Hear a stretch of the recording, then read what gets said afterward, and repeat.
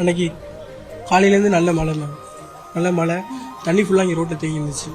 அந்த சின்ன பையன் வந்து ஸ்கூலுக்கு போகிறதுக்காண்டி நடந்து வந்துட்டு இருந்தான். நான் இங்கேருந்து பைக் கலெக்ஷனுக்கு போகிறதுக்காண்டி பைக் எடுத்துகிட்டு போனேன். இப்போ எதுக்க வந்துட்டு இருந்த சின்ன பையன் வந்து திடீர்னு தண்ணிக்குள்ளே விழுந்தான். விழுந்ததுக்கப்புறம் நான் நினச்சேன் கால் ஸ்லிப் ஆகி கீழே விழுந்தான்னு நினச்சேன். ஆனால் கிட்ட போய் பார்த்ததுக்கப்புறம் அவன் கையெல்லாம் ஒரு மாதிரி படப்படுன்னு அடிக்க ஆரம்பிச்சிருச்சு. அப்போ தான் தெரிஞ்சது இந்த மாதிரி அவனுக்கு கரண்ட் ஷாக் அடிச்சிருக்கு அப்படின்னு சொல்லிட்டு. சரிண்டு அக்கப்பக்கத்தில் உள்ளவங்கெல்லாம் கூப்பிட்டு பார்த்தேன், யாரும் வரல. சரி நானே போயிட்டு கையை தொட்டு பார்த்தேன், ஷாக் வந்தது, எனக்கும் ஷாக் அடிச்சது.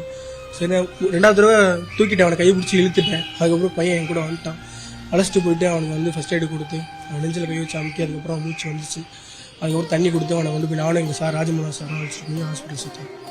இப்போ நீங்க அந்த பையனுக்கு ஆல்ரெடி ஷாக் ஆயிடுச்சு. அப்போ உங்களுக்கும் அங்க போய் தொட்டா அதுல கரண்ட் ஷாக் அடிக்கும். இதை தாண்டி நீங்க இப்படி போய் உதவி பண்ணிருக்கீங்க. இது எப்படி இந்த தைரியம் வந்துச்சு? இல்ல இது என்ன? இதில் பயப்படுறதுக்கு ஒன்றுமே இல்லை மேம். அந்த பையன் மூஞ்சியை பார்த்தோன்னா எனக்கு ஏன் உயிரா பையன் உயிரான்னு கேட்கல. அந்த பையன் தான் மேம் முக்கியம். கடைசி வரையும் அந்த பையனுக்கு எதாவது ஒன்றா நான் நிம்மதியாக வாழ்க்கையில் வாழ முடியாது. எனக்கு தெரிஞ்சு என்னால் லாஸ்ட் வரைக்கும் என்னால் நிம்மதியாக இருக்க முடியாது மேம். இப்போ நான் சந்தோஷமாக இருக்கேன் மேம். அந்த பையன் நல்லா இருக்கான், சந்தோஷமாக இருக்கேன். அந்த பையன் அதுக்கப்புறம் உங்ககிட்ட பேசினாரா? அவங்க ஃபேமிலி என்ன சொன்னாங்க? பேசினா அவங்க அம்மா அப்பாலாம் ரொம்ப தேங்க்ஸ் சொன்னாங்க, அழுதாங்க. அழுகாதீங்க, பையனை பத்திரமா பார்த்துங்கன்னு சொன்னேன். நல்லா இருக்காங்க, தேங்க்ஸ் நானும் சொன்னான். அந்த சம்பவம் இப்போ உங்களுக்கு எவ்வளவு இப்போ இதா மாறி இருக்கு? மாறி இருக்கிறது ஒன்றும் இல்லை மேம். எல்லாரும் மாறினா நல்லா இருக்கும் மேம்.